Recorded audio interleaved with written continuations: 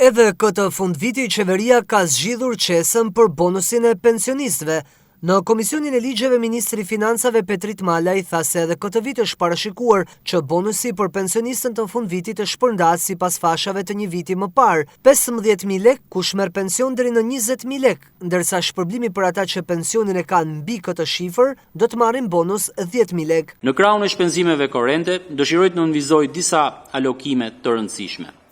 Së pari është skema e pensioneve e cila do të përfitojë 7.6 miliard lek shtesë, nga të cilat 1.7 miliard shkojnë në llogarinë speciale të pensioneve dhe 5.9 miliard lek rrisin fondin e dedikuar për bonusin e fundvitit për rreth 750.000 pensionistë. Kjo shtesë, e cila buron thuajse tërësisht nga rritja e kontributeve të skemës, e çon në 9.7 miliard lek nivelin e fondeve në dispozicion për bonusin e fundvitit. Në rishikimin e buxhetit të vitit 2025, qeveria ka parashikuar që pensionistët këtë fundviti do të kenë një buxhet më të madh të dedikuar, që arrin në 5.9 miliard lek. Bonusi i fundvitit do të shpërndahet për rreth 756.000 pensionistë në muajin dhjetor. I pyetur nga deputetët për rritjen e pensioneve përtej shpërblimeve, ministri Petrit Malaj tha se ende po punohet në këtë drejtim. Kjo qeveri ka marrë angazhimin që deri në fund të mandatit të saj do të rrisi pensionin minimal mesatar në rreth 200 euro dhe pensionin mesatar në rreth 400 euro.